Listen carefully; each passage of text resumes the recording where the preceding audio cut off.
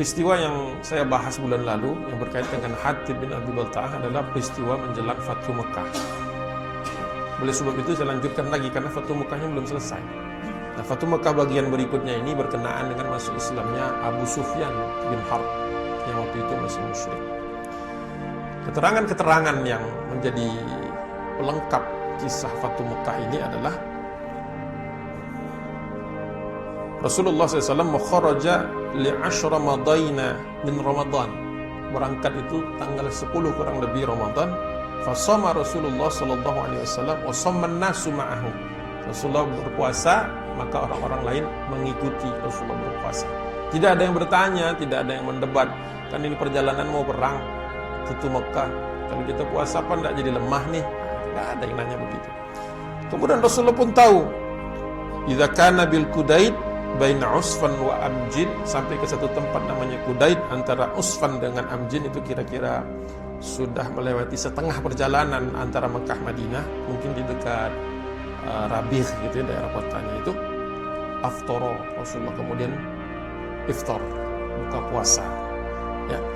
Kemudian Rasulullah kemudian dari situ, di tempat itulah Rasulullah melihat kaum muslimin itu jumlahnya ya, thumma madha hatta nazala, dari situ bergerak Marrad Dhahran, masuk ke satu tempat yang lebih dekat lagi dari Mekah, yaitu Marrad Dhahran fi 10,000 minal muslimin. Jumlah terhitung 10.000 kaum muslimin.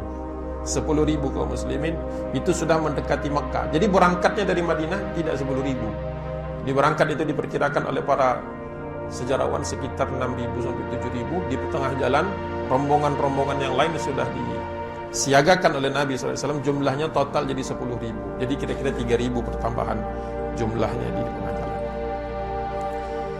Wa aw'ada ma'a Rasulillah sallallahu alaihi wasallam al-muhajirin wal ansar falam yatakhallaf anhu minhum ahada, atau anhu minhum ahadun. Jadi tidak ada yang mau tertinggal, tidak ada yang mau ketinggalan untuk berangkat bersama Nabi SAW, baik dari kalangan muhajirin maupun ansor. Makanya jumlahnya jadi besar. Biasanya Rasulullah membatasi karena memang perlu ada yang bertahan di kota Madinah. Kali ini Madinah nyaris kosong, hanya beberapa orang saja yang ditinggalkan sebagai petugas-petugas. Ya. Orang pilihan itu, kalau antum ada di sana ditinggal di Madinah, kita berangkat ke Mekah pasti baper, gak enak ditinggal. Kaum muslimin mau Fathu Mekah, Abu Rahim namanya itu, yang disuruh tinggal di kota Madinah, gantikan tugas Nabi SAW. Tugas besar, tapi jadi nggak ngelihat Fathu Mekah. Itu kaum mukhlisin, ikhlas. Mereka terus ikut berjuang, mereka ikut berjihad, mereka ikut berkorban, tapi pas Fathu Mekahnya disuruh tinggal. Gimana perasaan? Nah, itu kalau tidak mukhlisin pasti sudah, ya Rasulullah kok kami yang ditinggal? Gitu kan? Jadi alhamdulillah kaum muslimin ini kalau tidak terdiri dari kaum mukhlisin, tidak selesai namanya perjuangan ini. Kan harus ada yang nggak kelihatan. Kalau semuanya naik panggung, rubuh panggungnya. Harus ada yang di belakang, ada yang ngurusin masalah logistik, ada yang menguruskan masalah teknis operasional yang memungkinkan dakwah ini. Jadi pekerjaannya tuntas. Ya, gitu. Nah, ketika sudah hampir sampai di kota Mekah, waqad kana Al-Abbas ibni Abdul Muttalib radhiyallahu anhu, pamannya Rasulullah yang bernama Al-Abbas, laqiya Rasulullah, menemui Rasulullah SAW bi ba'dit tariq, lewat jalan yang lain, jalan yang tidak biasa. Ya. Laqiyahu bil Juhfa, daerah namanya Juhfa. Kenapa Al-Abbas ini menemui Rasulullah sallallahu alaihi wasallam? Dia ingin tercatat sebagai muhajiran bi'iyalihi, bersama keluarganya. Kenapa dia ingin dapat status muhajiran? Karena memang seorang muhajir itu punya balasan-balasan tertentu. Kenapa dia baru sekarang hijrahnya? Kenapa baru sekarang hijrah? Wa qad kana qabla dzalika muqiman. Karena sebelum itu dia diperintahkan Rasulullah untuk menjadi orang yang tinggal di kota Makkah, di Makkah ala siqayatihi wa Rasulullah sallallahu alaihi wasallam anhu radin. Dan dia waktu itu mengambil satu profesi pengatur atau penyedia air untuk orang-orang di kota Mekah. Ini salah satu tugas Al-Abbas, padahal tugas utamanya adalah mencari tahu dan mengabarkan kepada kaum muslimin informasi apa yang terjadi di Makkah. Makanya perang Uhud, perang Khandaq, Hudaybiyah itu semuanya adalah jasa intelijennya Al-Abbas bin Abdul Muttalib. Kalau mau tahu. Ya. Jadi Rasul itu punya telinga dan mata di Makkah. Siapa dia? Al-Abbas. Kalau kita pikir Rasul itu besok tinggal mau masuk kota Mekah, memfutuhkan Mekah, dia tidak perlu keluar dari kota. Diam saja di rumahnya besok, tinggal keluar sebagai bagian dari kaum muslimin. Tapi dia mengambil fadilah, keutamaan muhajirin, walaupun cuma 1 malam hijrahnya. Tapi kalau kita buka kitab Sirah Nabawiyah dan kitab-kitab tentang kisah-kisah biografinya para sahabat, Al-Abbas termasuk tergolong muhajir. Kalau orang kan mikir, kapan dia hijrah? 1 malam sebelum Futuh Mekah. Karena setelah Futuh Mekah tidak ada hijrah lagi. Paham maksudnya? Luar biasa kan? Jadi ini tugas berat, tidak mungkin dipikul oleh yang lain kecuali Al-Abbas. Makanya Al-Abbas itu termasuk di dalam beberapa kitab disebut Al-Uyun, mata-mata. Al-Uyun An-Nabi SAW. Uyun, matanya, mata dan telinganya Rasulullah di kota Mekah ketika Mekah masih dikuasai oleh kaum musyrikin. Ya. Jadi kaum muslimin itu dulu ahead gitu. Jadi ada di depan, tahu apa yang mau dilakukan oleh orang-orang musyrikin, bukan sebaliknya. Bukan sebaliknya. Jadi Rasulullah sudah melakukan satu perencanaan yang matang ketika sampai seperti ini. Masya Allah. Ya. Nah, tinggal satu lagi masalahnya, Rasulullah memberikan satu tugas terakhir, bisa dikatakan tugas terakhir menjelang Futuh Mekah ini kepada Al-Abbas, yaitu memastikan gembong terakhirnya Makkah itu Abu Sufyan bin Harb untuk masuk Islam. Kenapa orang ini perlu masuk Islam?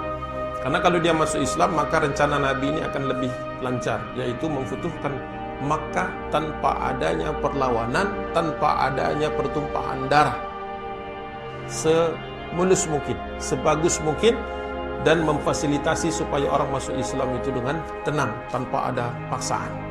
Makanya dikirim Al-Abbas. Nah, Al-Abbas kemudian datang lagi, jadi dia hijrah nih, mencatatkan dirinya sebagai muhajir, mengamankan keluarganya, baru dia balik lagi. Ketika dia balik lagi, dia menemui siapa?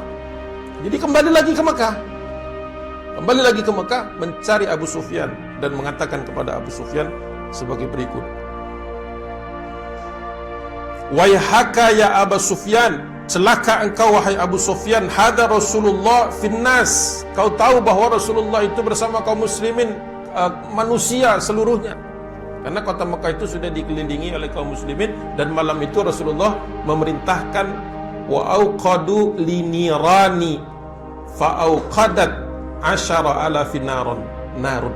Rasulullah menyuruh orang, semua pasukan itu membakar api unggun malam itu. Dan ada 10.000 orang. Bisa dibayangkan api yang dibuat. Bayangkan Makkah tanpa hotel-hotel, tanpa gedung-gedung menjulang sekarang itu, Ka'bah saja. Dan Mekah itu ya sebesar Masjidil Haram sekarang. Nggak lebih besar daripada masjid itu, dan masjidnya belum ada, hanya Ka'bah, tempat tawaf, dan rumah-rumah orang Quraisy.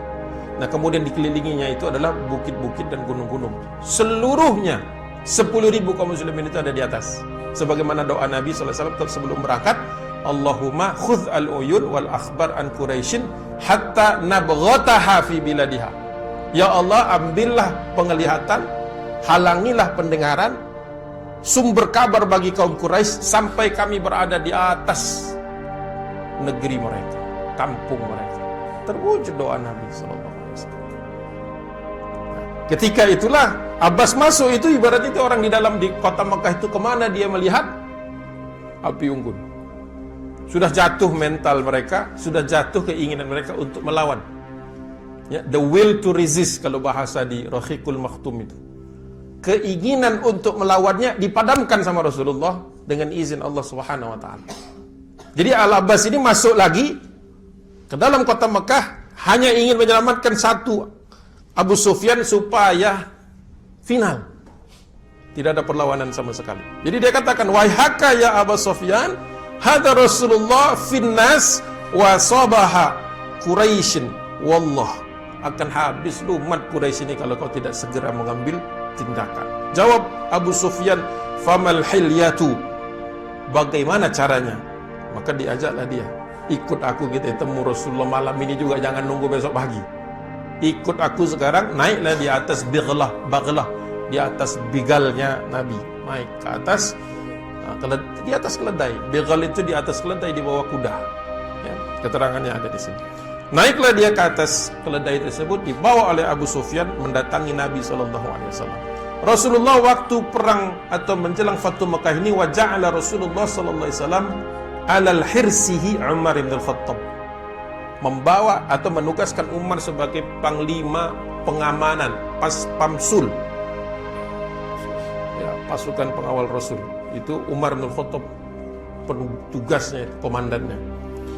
Ketika Umar melihat ada Abu Sufyan di depan dia, langsung dia mengatakan sebagai berikut, Abu Sufyana aduwallah, ini dia Abu Sufyan, musuhnya Allah. Alhamdulillah, segala puji bagi Allah, alladzi amkana minka, yang sudah mendatangkan badanmu ke sini. Kenapa? Bi ghairi aqdin wala ahdin, kata dia. Kau tak punya perjanjian perdamaian dan kau tidak punya perlindungan. Ya. Bisa kebayang Umar niatnya mau ngapain? Pasti sudah tahu semua kalau yang sudah ikut sering. Langsung dia menghadap Nabi SAW mengatakan yang sama, ya Rasulullah, izinkan aku, da'ni fala adrib unuqahu, ya Rasulullah, izinkan aku menebas batang leher dia ini, karena dia tidak punya ahdin wala aqdin, tidak punya perjanjian, tidak punya jaminan keamanan. Padahal di situ ada misi yang Umar nggak tahu, yaitu misinya Al-Abbas atas perintah Nabi, supaya orang ini aman dan masuk Islam. Dia akan dikirim kembali ke Mekah untuk memastikan tidak ada resistance, last resistance mau ditumbangkan sama Rasulullah. Ini grand strategy. Sirah Nabawiyah itu kalau guru-guru bacanya, lepas semua ini detail-detail ini. Vini, vidi, vici, datang, lihat Mekah, menang. Dah, waktu Mekah, langsung baca saja surat An-Nasr. Tidak perlu dikupas detailnya, hilanglah maknanya. Tidak bisa begitu. Nah, sampai ke situ, kemudian langsung dipotong omongan Umar, karena Umar bukan hanya ngomong, sudah mau bergerak untuk mengeksekusi Abu Sufyan. Umar masih ingat Abu Sufyan inilah yang menyebabkan kaum musyrikin lolos dari Badar. Di Uhud dia nyaris membuat kekalahan. Di Khandaq dia juga berhasil melakukan konsolidasi lintas suku dan Yahud, Banu Nadir. Ya kan, ini orang memang most wanted. Istilahnya ini kalau ada, ya harus segera diselesaikan. Dan Umar tidak salah, memang order dia adalah order memastikan Abu Sufyan ini tereliminated, tapi Al-Abbas punya misi yang lain. Maka dia katakan, mahlan ya Umar, berhentilah pembicaraan wahai Umar, fallahi an law kana min bani adi ma qulta hadha. Diam kau Umar.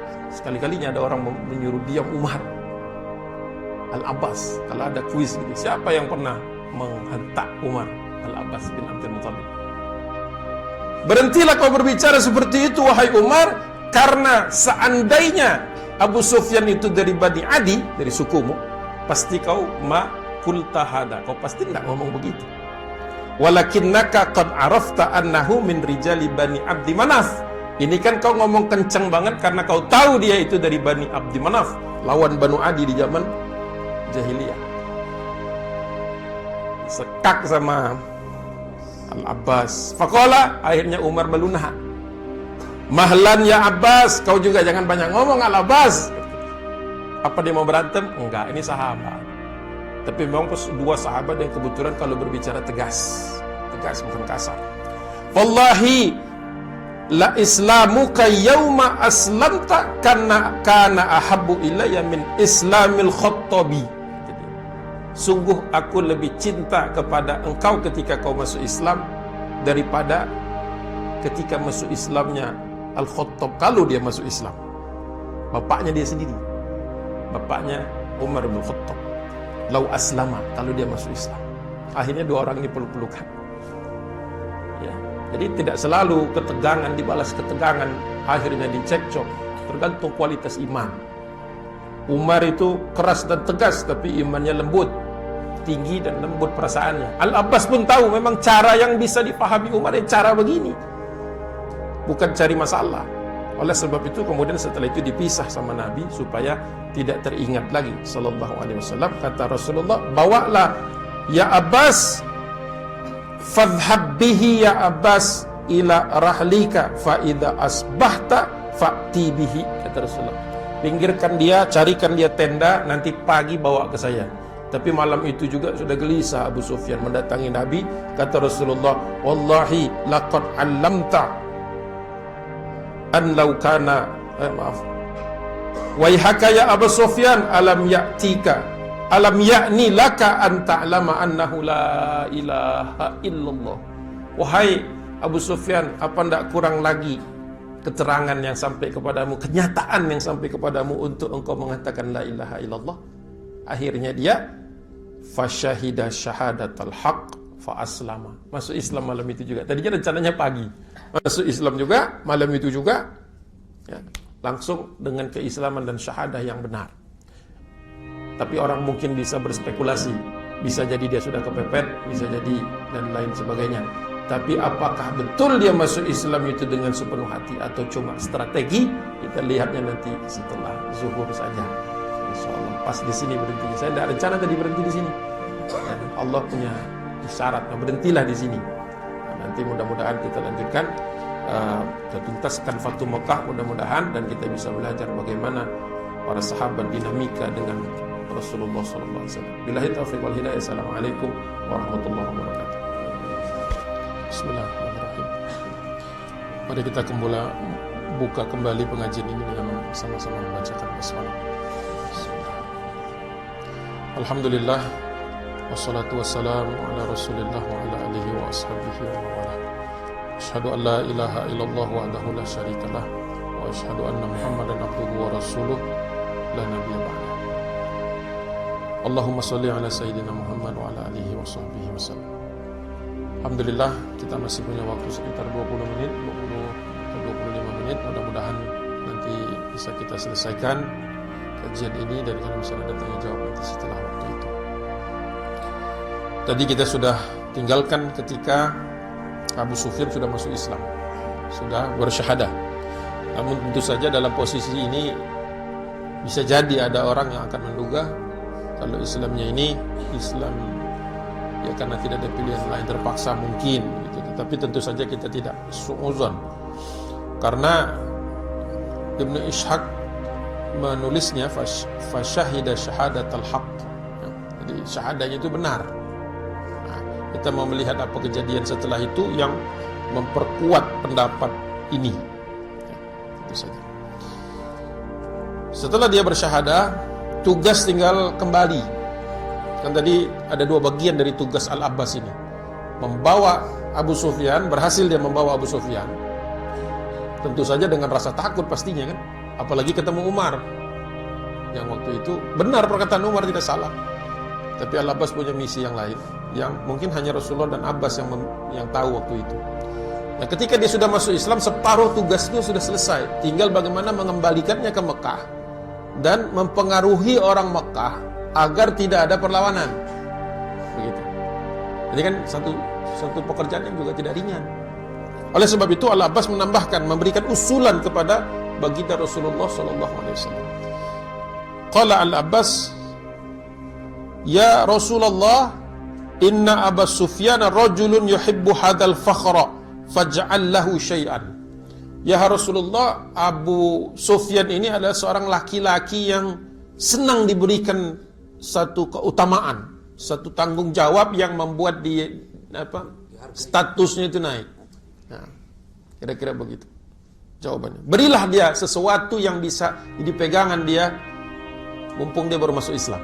Kira-kira begitu konteks penjelasan dari paman Rasulullah Al-Abbas bin Abdul Muthalib. Karena yang itu udah nggak bisa lagi dibantu.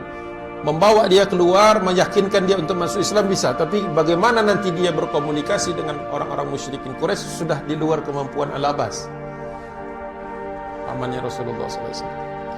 Baik, kata Rasulullah, qal na'am, betul. Jadi Rasul sepakat dengan usulan Al-Abbas, menyepakati. Apa kata Rasulullah? Kau bisa membawa 3 kalimat ini, 3 kata ini, atau tiga usulan, 3 pertimbangan yang bisa kau sampaikan kepada orang-orang musyrik. Apa yang pertama? Man dakhala dara Abi Sufyana fahuwa amin.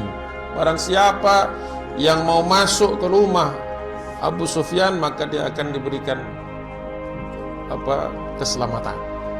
Gitu. Dijamin keselamatannya. Dan yang kedua, seandainya ada yang, jadi Rasulullah pun punya backup plan nih. Rasulullah punya backup plan.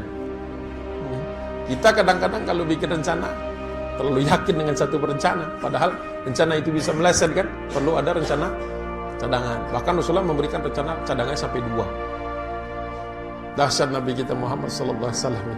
Padahal kemenangan sudah dijanjikan Allah, bantuan maksimum, dukungan kebenaran ada di belakangnya. Tapi dia seperti orang yang masih terus berupaya, terus melakukan upaya-upaya yang sifatnya manusiawi agar punya impact bagi kita, agar kita pun mengikuti. Ketika kita melakukan contingency planning, rencana kalau misalnya sesuatu berubah drastis, itu adalah sunnah Nabi. Jadi jangan kita sempitkan masalah sunnah ini sampai kepada bahwasanya ketika kita melakukan persiapan jaga-jaga, itu sunnah. Dari mana dalilnya? Dari Fatu Mekah. Rasulullah mengatakan yang kedua kau boleh bawa juga selain yang tadi, karena kan Rasulullah pun memperkirakan bisa jadi ada orang-orang yang merasa terlalu tinggi derajatnya untuk berlindung di rumah Abu Sufyan. Siapa elu bisanya gitu kan? Saya juga kepala Quraisy nih misalnya kan. Ngapain saya berlindung di rumah Abu Sufyan? Turun dong derajat saya di bawah Abu Sufyan. Nah, maka Rasulullah berikan alternatif yang kedua dengan mengatakan kau boleh katakan ini waman aghlaqa atau waman aghlaqa babahu fahuwa amin. Barang siapa yang masuk ke rumahnya dan menutup pintu di belakangnya, dia juga aman. Jadi maksud Rasulullah itu jangan ada nanti orang-orang yang keluyuran di jalanan atau bikin demo atau malah menghadang. Ini masalah. Jadi kalau mau aman ya sudah, nggak mau masuk ke rumah Abu Sufyan, masuklah ke rumah kalian masing-masing. Tutup pintu tapi tutup pintu artinya jangan keluyuran yang nggak perlu. Dan yang ketiga, kalaupun ada orang, karena nanti kan Rasulullah masuk dari seluruh tempat, dari seluruh arah. Khawatir ada bagian-bagian dari Makkah itu yang sudah diduduki kaum muslimin, dia nggak bisa balik ke rumahnya, nggak mau ke rumah Abu Sufyan, nggak bisa balik ke rumahnya, maka ada pilihan terakhir. Karena Rasulullah itu kan nanti convergingnya itu di Ka'bah itu. Dari barat, dari timur, dari utara, dari selatan itu nanti terakhirnya itu dikepungnya itu di istilahnya meeting pointnya itu di Ka'bah. Makanya Rasulullah mengatakan yang ketiga, kau boleh bawa kalimat yang ketiga ini, waman dakhalal masjida fahuwa amin. Barang siapa yang berlindung di sekitar Ka'bah, karena belum ada masjid sebenarnya. Kalau orang bingung, loh kan belum ada bangunan masjid. Memang belum ada. Ka'bah itulah disebut masjid waktu itu, disebut masjid fahuwa amin, maka dia aman. Jadi punya 3, di rumah Abu Sufyan, sembunyi di rumah masing-masing, atau ke Masjid Haram. Selain dari tempat 3 itu tidak ada jaminan. You are at your own risk. Kalau tidak di 3 tempat itu, ambil resiko sendiri berarti. Ya sudah fair dong. Ya kan? Ini luar biasa loh. Pasukan 10.000 ngepung kota, nggak ada lagi pilihan. Tidak ada bantuan dari luar, dia terkepung habis. Nah, masih ngasih kesempatan untuk selamat. Luar biasa. Dicari di dalam sejarah bangsa-bangsa yang lain tidak ketemu kita. Biasanya yang namanya ibu kota, kota terakhir, pilihan terakhir itu biasanya pembantaian, hancur, habis-habisan. Nah, begitu. Pulanglah dia. Nah, tapi sebelum pulang sama Al-Abbas juga atas inisiatif Abbas, usulan Al-Abbas disetujui Nabi, dia disuruh, kata Rasulullah SAW, ya Abbas, ihbishu bi madiqil wadi, bawa dia, tahan dia supaya dia bisa melihat dari pinggir jurang, pinggir wadi, ya, hatta tamurru bihi junudullah fayaroha, supaya dia bisa melihat satu persatu rombongan pasukan kita, junudullah, ya, jamak dari jundi, junud, pasukan-pasukan yang lewat itu satu persatu. Jadi ini betul-betul usaha terakhirnya nih. Kenapa? Siapa tahu Abu Sufyan ini hatinya masih ada keinginan untuk berbalik arah, maka Rasulullah ingin dia melihat defile 10.000 itu satu persatu. Masya Allah. Betul, kemudian diletakkanlah dia di satu titik di mana rombongan itu lewat di depannya. Wa marrat al-qabail ala rayatiha. Kullama marrat qabilatun qala ya Abbas man hadhihi. Setiap rombongan ada benderanya, setiap rombongan lewat dia bertanya, siapa mereka ini? Aku tidak tahu. Kata Al-Abbas, hada Sulaim, ini Banu Sulaim. Saya tidak punya urusan dengan Sulaim. Mali wali Sulaim, kami nggak ada permasalahan dengan Sulaim. Kenapa dia ikut rombongan kaum muslimin? Nah, kan. Jadi terkaget-kaget dia, banyak suku-suku yang selama ini dia pikir temannya dia ternyata sudah pindah kapal. Biasa kalau yang namanya akhir menjelang final, menjelang akhir ketika kemenangan sudah jelas ada di satu pihak, banyak yang loncat, pindah kapal, pindah biduk. Sulaim yang ditambahin nanti ada yang tersinggung pula. Lewat lagi rombongan berikutnya, siapa ini kata dia? Hadza Muzainah. Ini wah, suku Muzainah, padahal yang sekutunya besarnya dia gitu. Kaget juga dia, kok ada masalah apa? Nah, ternyata sudah pindah semua. Sampai rombongan terakhir, hatta marra Rasulullah SAW fi katibatihi. Katibahnya Nabi lewat. Katibatihi, istilah katibah itu istilah batalion. Fi katibatihi al-khudra. Batalion Rasulullah pakai baju hijau-hijau. Nah, yang pakai baju hijau nih, ini rombongan Nabi dulu. Kalau kita suku-suku yang lain spesial, Muhajirin Ansor, Masya Allah, perlu berdiri mungkin. Ya, Alhamdulillah, pakai baju hijau. Kita nggak janjian kan, padahal ada di sini. Ya, katibatihi al-khudra, bajunya hijau. Wah, langsung, ya yang ini siapa, Abbas? Siapa mereka ini? Subhanallah, ini mungkin subhanallahnya Abu Sufyan pertama dalam Islam. Subhanallah, ya Abbas, man haula. Dia katakan, yang ini siapa, yang rombongan ini? Kasih tahu aku, jangan sampai aku nggak tahu. Hadza Rasulullah fil muhajirin wal ansor. Jadi hanya muhajirin dan ansor yang boleh pakai jubah hijau waktu itu. Yang lain sesuai dengan warna-warna kaumnya. Yang hijau hanya mereka. Dia kaget-kaget seperti itu. Dia katakan, mali ahadi bihaulai kibalun wala taqatun wallahi ya Abul Fadl. Wahai Abu Fadl, nama panggilan panggilan mesranya Al-Abbas itu Abul Fadl.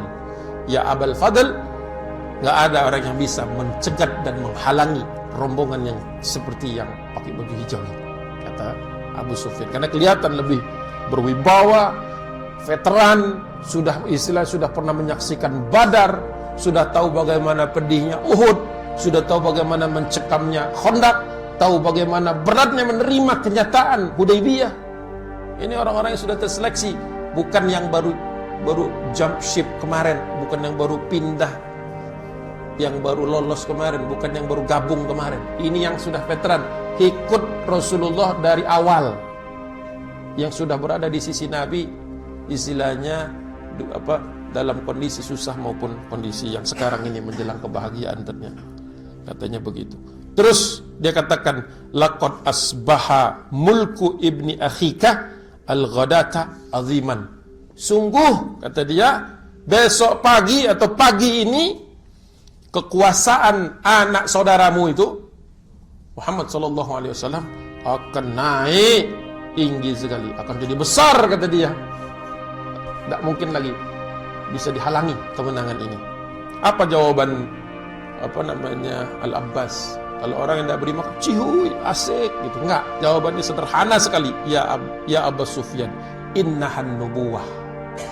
Wahai Abu Sufyan, ini memang sudah profesi, ini sudah dikabarkan.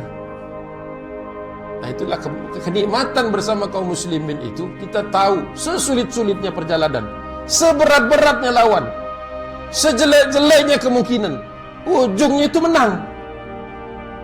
Kalau ada di barisan kaum muslimin tak yakin akan kemenangan itu, perlu baca lagi dari sejak pertama kali ayat turun.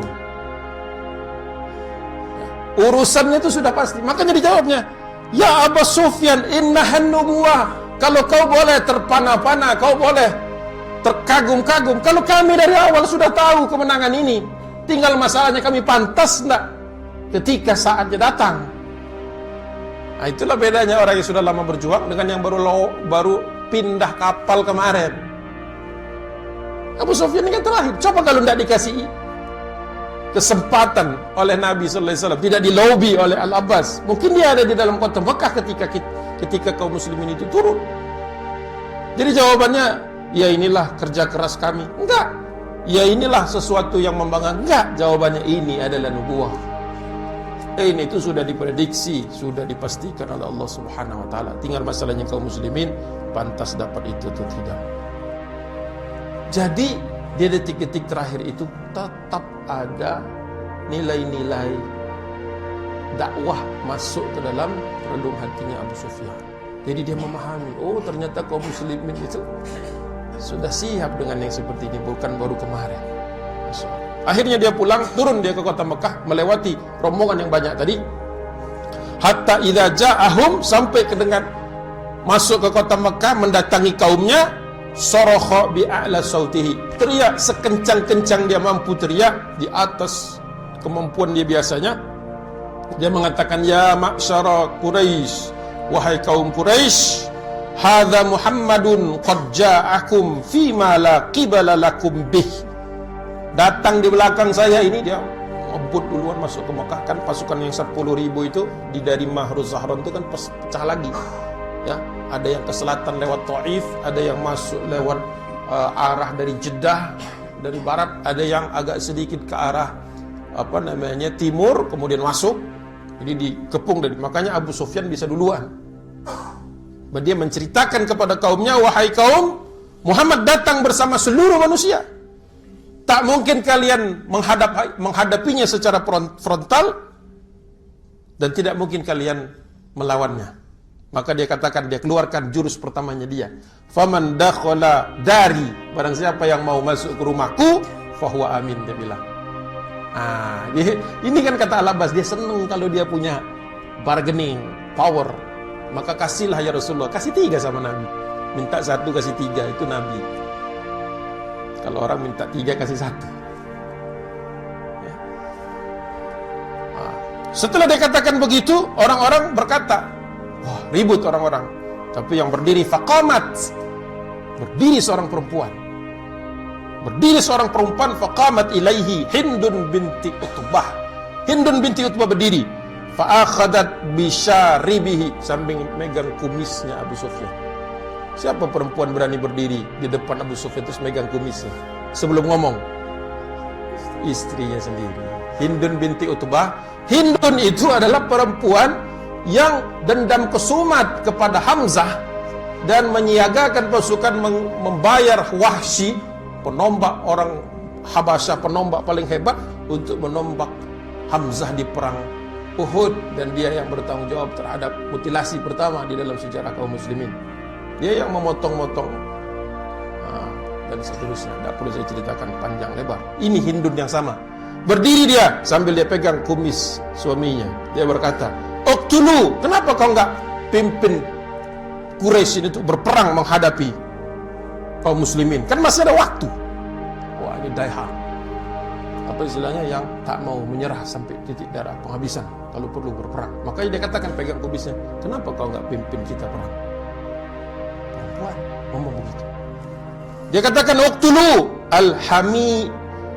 al-hamitasim al-ahmas." Kenapa kau enggak pimpin perang, wahai laki-laki yang gemuk, banyak dagingnya, banyak lemaknya? Jadi saya tidak buat-buat ya. Hamisa dasimal ahmas. Saya melihatnya dari kiri ke kanan. Jangan sampai ada yang merasa dipojokkan. Ya, kalau saya ngelihat dia ke sana terus, wah Ustaz lagi ngeledekin saya. Karena bahasanya al-hamisa, ya, al-hamita dasimal ahmas, yang gemuk, banyak daging dan berlemak. Itu harafiahnya. Maksudnya, kalau kita bahasakan ulang, kau nampaknya sudah menjadi orang yang tidak bisa berperang lagi. Kau sudah kehilangan kelaki-lakian. Bahasanya itu begitu. Nyakitin bahasa itu. Suaminya sendiri begitu. Dia begitu kan. Jawaban. Nah, disinilah bukti kalau Abu Sufyan masuk Islamnya ya syahid ya sungguh-sungguh tadi bahasanya. Fasyahida syahadatal haq. Apa dia katakan? Dengan tenang dia mengatakan, wailakum, rugi kalian kalau mengikuti Hindun. La taghurrannakum, kalian jangan tertipu dengan omongan perempuan ini. Hadhihi min anfusikum, kalian akan menanggungnya sendiri-sendiri. Wah, tenang sekali dia, Abu Sufyan. Ya terserah, kalau yang ada yang mau ikut istri saya, silahkan. Kalau saya yang mau aman di rumah saya. Luar biasa. Akhirnya orang-orang berkata kepada dia, ya, gak ada yang mau, ada yang gak suka juga. Mengatakan, kenapa kami harus masuk ke rumahmu? Sebagaimana prediksi Nabi SAW. Akhirnya dia mengatakan, baiklah kalau kalian tidak berminat untuk bersembunyi dan mencari aman di rumahku. Wa man aghlaqa alaihi babahu fahuwa amin. Ya sudah, kalian kembalilah ke rumah kalian masing-masing, tutup pintu di belakang, kunci pintunya, kalian pun akan aman. Sebagian lagi orang mengatakan, saya tidak punya waktu lagi kembali ke rumah, karena kaum muslimin sudah kelihatan umbul-umbulnya, bendera-benderanya sudah kelihatan. Sebagian rumah mereka, kalau mereka ke rumah itu istilahnya nantang maut. Bagaimana dengan kami? Kalian yang tidak sempat pulang lagi, wa man dakhalal masjidah fahuwa amin. Ya sudah, ke masjid saja dan kalian akan aman. Fatafarraqan nasu ila duwarihim wa ilal masjid. Berpencar-pencaran orang mau cari selamat masing-masing. Ada yang ke rumahnya yang masih sempat, ada yang masuk ke rumah Abu Sufyan yang mau, ada juga yang ke masjid nyerah, angkat tangan. Semua orang menduga akan banjir darah. Kenapa? Ya biasanya mereka begitu. Apa yang terjadi selanjutnya? Tentu saja Rasulullah SAW tidak melakukan apa yang diduga-duga sama orang semuanya. Nabi SAW bahkan memberikan ampunan kepada banyak manusia. Hanya 3 orang. Hanya 3 orang yang wanted list. Ya, hanya 3 orang yang masuk daftar cari Nabi Muhammad SAW. Pertama, Safwan bin Umayyah. Kedua, Ikrimah bin Abi Jahal. Ketiga, Suhail bin Amru. Yang lain boleh nyerah. Yang 3 harus ditangkap. Siapa yang ditugaskan? Umar bin Khattab. Nah, kalau yang ini kata Rasulullah, tidak perlu pakai permisi, silahkan. Dikejar sama Umar sampai ke Yaman larinya. Larinya ke Yaman. Ya, larinya ke Yaman. Nah, Nabi SAW mengumpulkan manusia semuanya di Masjidil Haram, dan kemudian Rasulullah SAW memberikan pengampunan secara massal. Dibersihkan itu lingkungan Ka'bah, dijatuhkan semua asnam, semua berhala-berhala, termasuk yang dari dalam dikeluarkan. Kaum muslimin sambil nangis itu. Kenapa? Dulu-dulunya nggak mungkin dilakukan. Dibersihkan semua, kemudian Bilal bin Rabah naik ke atas Ka'bah dan kemudian melantunkan azan. Itulah yang kemudian Rasulullah sudah diberitahu oleh Allah Subhanahu wa taala dari surat An-Nasr bahwa nanti orang akan berbondong-bondong masuk Islam. Semuanya nyerah. Mau ngapain lagi? Mau melawan mati? Tidak. Tokoh-tokoh datang. Saya dikasih waktu sampai jam berapa? Tambah? Masih boleh nambah atau sudah? Sampai jam 1. Soalnya nanti antum gak punya waktu makan. Gak apa-apa. Oh, baik, insyaallah. Bener nih antum mau dengar bukan mau makan. Nanti antum ya, kalau memang mau sampai diterusin, kita teruskan. Terus. Baik. Mendatangi Rasulullah SAW, ya. Falamma dakhala Rasulullah SAW Makkah wa dakhala al-masjidah. Rasulullah langsung ke masjid. Jadi enggak nemuin siapa-siapa, langsung ke masjid. Kenapa? Ada proses yang harus diselesaikan, administratif sekaligus pengampunan secara massal, ya. Ata Abu Bakr bi abihi yakuduhu, di apa istilahnya, digandeng karena ayahnya sudah tidak bisa melihat lagi, buta, rabun, ditarik sama Abu Bakar, bapaknya. Siapa dia? Abu Kuhafah. Bawa mendekat Nabi sallallahu alaihi wasallam. Falamma ra'ahu Rasulullah SAW khal. Ketika Rasulullah melihat Abu Bakar sepertinya tergopoh-gopoh mau membawa bapaknya bertemu Nabi sallallahu alaihi wasallam, Rasulullah berkata, "Halla tarakta syaikha fi baitihi." Wahai Abu Bakar, jangan kau seret-seret begitu. Biarlah bapakmu itu syaikha fi baitihi, tinggallah dia di rumah saja, jangan dibawa ke tengah-tengah sini. Kenapa? Hatta akuna ana atihi fihi. Biarlah aku nanti yang datang ke rumah dia, menemui ayahmu itu. Masya Allah, pemenang. Kalau dia mau seret semua orang ke depan kakinya saat itu bisa. Melihat Abu Bakar ini kepengen ayahnya langsung ketemu dulu sama Nabi, kalau bisa duluan, karena kan banyak orang datang minta syahadah itu, maunya Abu Bakar itu bapaknya duluan. Tapi kata Rasulullah, jangan kau seret-seret bapakmu itu sudah tua. Makanya bahasanya syaikha, sudah tua. Jangan kau seret-seret. Faqala Abu Bakar berkata, ya Rasulullah, huwa ahaqqa an yamshiya ilaika min an tamshina atau tamshiya ilaihi anta. Wahai Rasulullah, bapakku itu lebih berhak mendatangimu daripada engkau yang mendatangi dia. Ya Allah, ya, akhlaknya luar biasa. Kata Rasulullah, ini bapak kan musyrik, biarlah nanti kita datangi saja. Saya datang ke rumahnya, nanti kita coba masukkan ke dalam hatinya, usahakan supaya hidayah itu masuk ke dalam hatinya dengan izin Allah Subhanahu wa taala. Tapi Abu Bakar ingin ayahnya supaya berusaha, karena yang namanya hidayah itu harus dicari, diusahakan. Yang namanya ilmu harus didatangi, ya kan? Namanya kebaikan itu harus diupayakan, tidak bisa pasif. Jadi Abu Bakar betul, Rasulullah juga apalagi benar. Kenapa? Menghormati orang yang sudah tua, walaupun dia masih musyrik. Kata Rasulullah, biar saya yang datang ke rumahnya. Tidak, karena sudah berhasil di depan Rasulullah, tinggal berapa langkah lagi, tidak mungkin disuruh pulang pula. Akhirnya apa? Fadakhala bihi Abu Bakrin wa ka'anna fa'ajlasahu baina yadayhi thumma masaha sadrahu. Akhirnya didudukkanlah dengan Rasulullah, dekat dengan Rasulullah, dipegang oleh Nabi, dielus dadanya. Dipegang begitu sambil mengatakan kepadanya, aslam, ya. Atau aslim, maaf, aslim, perintah fil amr. Sudahlah Bapak, wahai Bapak, masuk Islam sajalah. Aslim. Gitu aja Rasulullah, pegang dadanya, aslim. Jawaban dia adalah langsung syahadah. Fa aslama syahadatul haq. Asyhadu an la ilaha illallah, asyhadu anna Muhammadar Rasulullah. Tercatat di dalam sejarah, satu-satunya keluarga yang 3 generasi semuanya masuk Islam dan ketemu Rasulullah hanya keluarga Abu Bakar Siddiq. Ayahnya Abu Quhafa masuk Islam, masih ketemu Rasulullah. Abu Bakar yang bawa anak Abu Bakar masuk di dalam rombongan. Abdurrahman bin Abi Bakar, Abdullah bin Abi Bakar, dan lain sebagainya.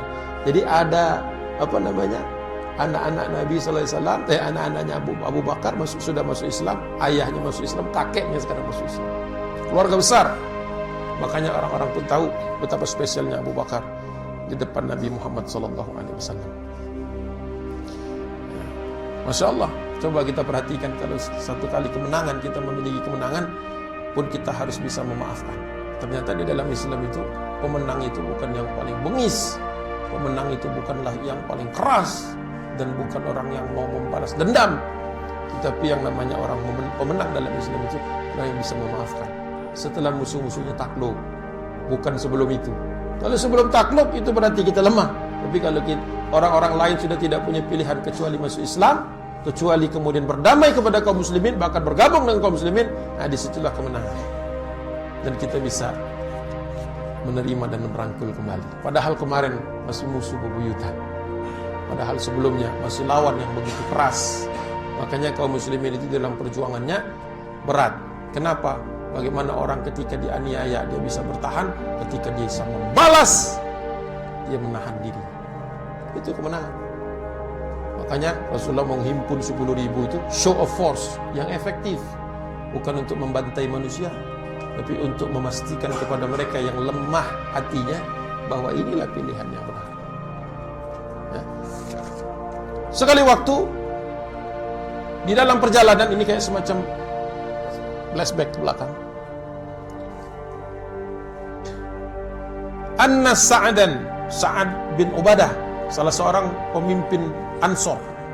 Anna Sa'dan hina wajahaha dakhilan, ketika rombongan yang dia pimpin sudah mau masuk pintu gerbang kota Madinah, kota Makkah, qal, berkata, bersenandung, al-yauma yaumul malhamah, al-yauma tusahhalul hurmah. Tadi begitu. Ngeri banget itu bahasanya, kelihatannya enak.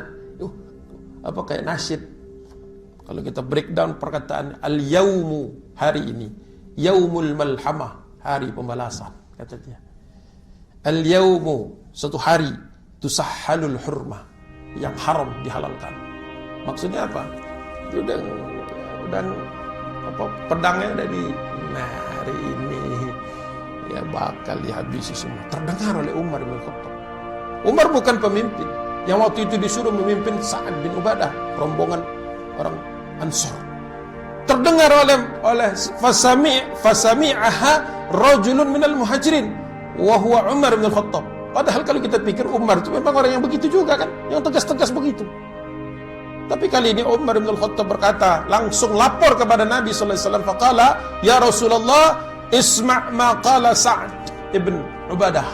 Ya Rasulullah, dengarkah engkau? Kau dengar gak perkataan senandungnya Sa'ad bin Ubadah? Apa senandungnya kata Rasulullah?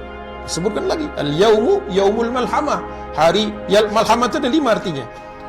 Pertempuran berdarah, penyembelihan, pembantaian, slaughter ya, slaughter itu pembantaian. Ya, pembalasan. Ada maknanya semuanya, tidak ada yang di luar dari itu. Tidak ada yang di luar dari itu. Apakah kau tidak mendengar wahai Rasulullah?